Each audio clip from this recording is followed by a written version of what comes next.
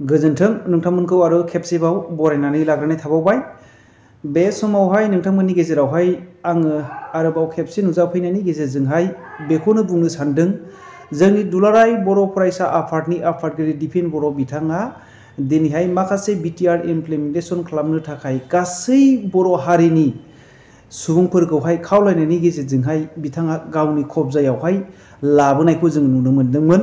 नाथाय दिनै बोसोरबा नैबे फैगोन जानुवारियावनो जानो थांगासिनो दङ रायजो राजाफोर कमप्लिटलि 5 इयार्स।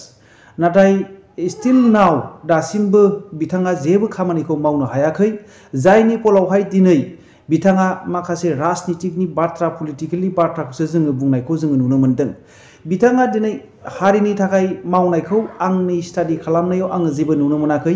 रायजो राजाफोर दिनै गोदान बोसोरनि गेजेरजों दिनै बिथाङा नैबे गोदान बोसोरनि गेजेरजोंनो राजनितिकनि बा पलिटिकेलनि मोनसे तालिम होजेननायखौसो जोङो नुनो मोन्दों। रायजो राजाफोर दिनैहाय सान्ति चुक्तिनि गेजेरजों रन्जन दैमारि सारजों लोगोसे माखासे गोबांथार जोबथेसालियाव जोबजानानै दङमोन, बिसोर गनो गोनांमोन नाथाय गवाखै। दिनै बिथाङा गासै बिटिआरनि इमप्लिमेन्टेसनखौ मावनो थाखाय गासै पाब्लिकफोरखौ गासै सुबुंफोरखौहाय बिथाङा हांख्रायदोंमोन आरो गासैबो सापर्ट खालामदोंमोन। नाथाय दिनै बिथांमोना मोनसे गावसिनि पकेट गरम खालामनाय, गावसिनि बेंक बेलेन्स बारायहोनाय, गावसिनि जे हा सम्पति बारायहोनाय बेफोरबायदि टारगेट लानानै मानसिफोरखौ इमोसनेल ब्लेकमेल खालामबोनायखौसो जोङो स्टाडि खालामनानै नुनो मोनो। रायजो राजाफोर दिनै हारिनि बाथ्रा बुंनानै इमोसनेल ब्लेकमेल खालामनानै दिनै माखासे मानसिफोरखौ आन्दायहोनानै बिथांमोनहा गावसिनि आन्दारावहाय दोननानै गावसिनि उन उन मानसिफोरखौ बजबनानै लानानै दिनै गावसोरखौ पेस भेलु बारायहोनानै दिनै बिथांमोनहा राजनितिकनि तालिम होनायखौसो जों नुनो मोन्दों। दिनै जेसेबांनाखि मानगोनां दिपेन बर' बिथांमोनखौहाय बेबायदि पुर्टफलिय'आव दोनबाय थागोन, जोंनि बर' हारिया माब्लाबाबो जौगानो हानायखौ जोङो नुनो मोनाखै। रायजो राजाफोर बिथांमोना दिनै माबा मोनसे बाथ्रा बुङो, गाबोन मोनसे बाथ्रा बुङो। दिनै जुदि बिथाङा बर' हारिनि खौसेथि आरो गासै गोजोननायखौ हास्थायदोंब्ला बिथाङा टटेलि मोजां रल लानानै दिनै बिपिएफ आरो इउपिपिएलखौहाय इउनिटि बा खौसेथियाव लाबोनो हानांगौमोन। नाथाय दिनै बिथाङा हायाखै। बिथांनि माखासे बाथ्राफोराव एखमबा दावखोलाय फासयलाय बेफोरबायदियाव नुयो। जोङो नोजोर नायोब्ला बिथांनि बुंनायखौ जों नुनो मोनो बियो मोनसे राजनितिकनि इमोसनेल ब्लेकमेल खालामनाय होननानै। बेनिखायनो रायजो राजाफोर नैबे गोदान बोसोरावहाय बिथाङा माबायदि बाथ्रा बुंदों, नोंथांमोना जुदि हामजादोंब्ला नोंथांमोना कमेन्ट खालामहर रायजो राजाफोर। नाथाय आं बिथांमोननि जे दैदेनगिरि जे मासियाव जिरायनानै दैदेननाय, आं एसेबो साबजानाय मोनाखै। नोंथांमोना मा साबजानाय मोनदों नोंथांमोना कमेन्ट खालामहर।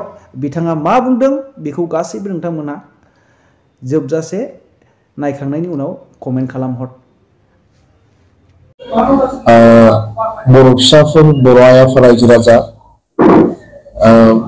बिटिआर बड'लेण्डआव थानाय, बर' कसारि काउन्सिलाव थानाय, कार्बि आंलं डिमा हासाव आसाम नाङै जेसेबां बर' रायजो राजा बिथांमोन दङ, लोगोसेनो नेपालाव आरो बांलादेशआव, वेस्ट बेंगलाव, मेघालयआव, बेंगलराव, दिल्लीयाव जेरावखि थाया मानो, बुहुमनि जिखि खनायाव थाया मानो, साफ्रोमखौबो गोदान बोसोर 2025 बे इंराजि मायथाइनि गोसो गोरबोनि हामलायनाय, खुलुमनाय आरो साफ्रोमखौबो गोग्गो देहा आरो इयुन जि फैबाय थानाय 1 बोसोर 2025 बे जाफुंसारनायनि थाखाय आनान गसाइनियाव आरज गाबबाय।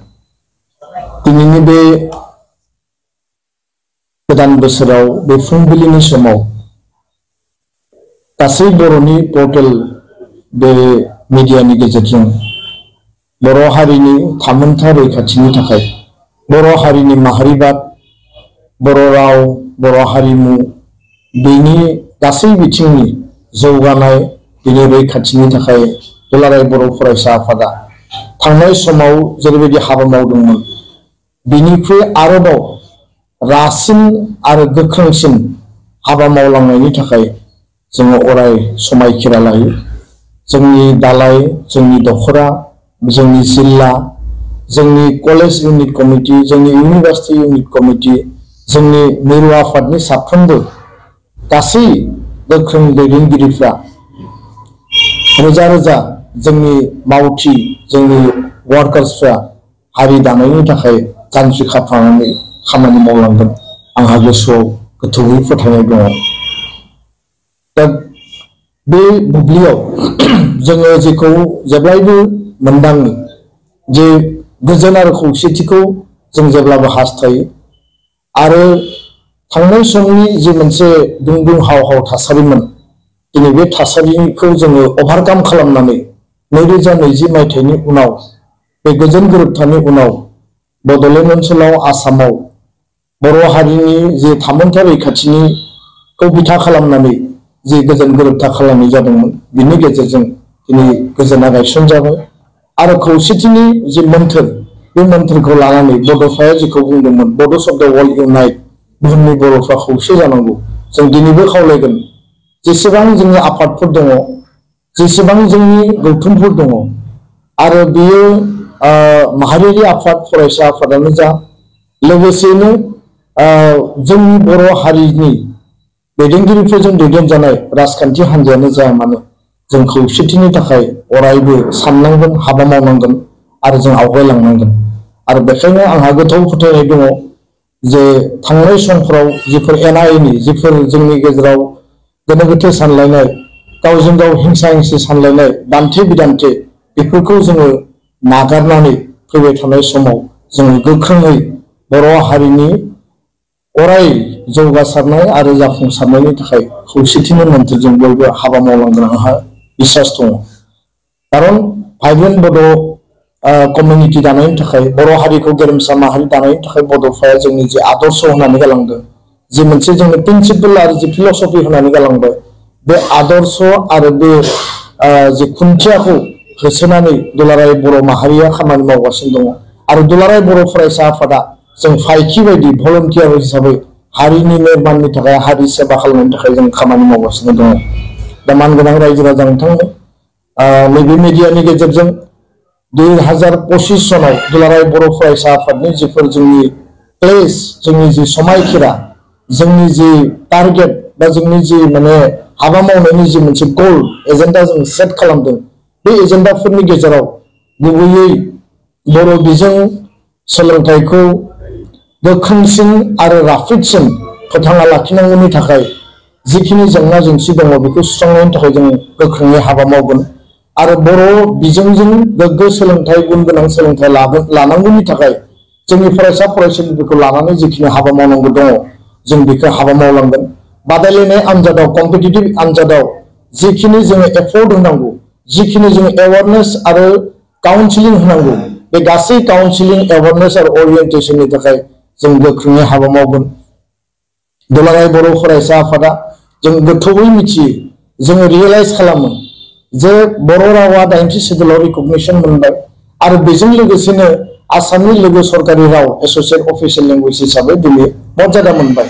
थेवबो दिनै बर' रावखौ आसाम जुडिसियेल सार्भिस, बे आसाम जुडिसियेल सार्भिसाव माने दाबो बेखौ थिसननायनि थाखाय बा बेयाव लेंगुवेज जे अपसन गैयैनि थाखाय जोंनि जुडिसियेल सार्भिस, CGM बा नोङो माने सेसन जाज बा नोङो बायदिसिना जिखिनि हाइकर्ट बा डिस्ट्रिक्ट कर्टनि जाजेसफोर दङ, बे लेभेलनि एपइन्टमेन्ट आरो रिक्रुटमेन्टनि जे आनजाद, जुडिसियेल सार्भिसनि आनजादाव बन्सित जानो गोनां जादों। बिनि थाखाय जोङो सरकारखौ नारसिनगासिनो दङ आरो CTET जि मिरु लेभेलाव खुङो, गभर्नमेन्ट अफ इन्डिया खुङो, बे CTETआव L1 लेंगुवेज अपसना बर' दासिमबो गैयैनि थाखाय, जिहेतु आसाम सरकारा गोदानै टेट खुंफुंनाय नंलिया आरो बेखायनो LP आरो ME पर्यायनि एपइन्टमेन्ट आरो रिक्रुटमेन्टनि थाखाय CTETआव जोंनि केन्डिडेटफ्रा बर' लेंगुवेज अपसनजों बिथांमोना क्वालिफाइ जानांगोन। दा बे अपसना गैयैनि थाखाय दिनै जोंनि माने फरायसा फरायसुलि केन्डिडेटफ्रा बन्सित जानांदों। बे मोननै इस्युखौ लानानै दुलाराय बर' फरायसा आफादा गोख्रोङै खामानि मावगोन, मावगासिनो दङ आरो गोनां जायोबा गणतान्त्रिक पन्थानि गेजेरजों जों आवाज आरो गणतान्त्रिक जोङो प्रतिबादि बा धरना हाबाफारिनि गेजेरजों सरकारखौ जों एटेनसन ड्र खालामनो जोङो माने बाध्य जागोन।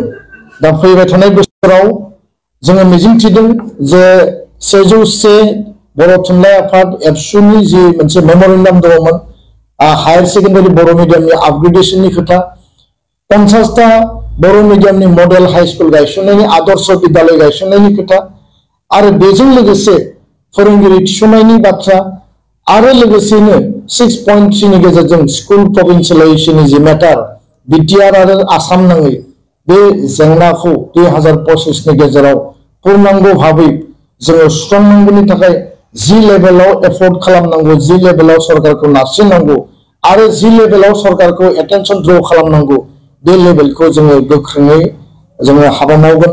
बेखिनि खोथाखौ आं स्पष्टयै दिनैनि बे गोदान बोसोरनि जागायजेननाय सानाव रायजो राजानो आरो सरकारनो आं मिथिहोदों।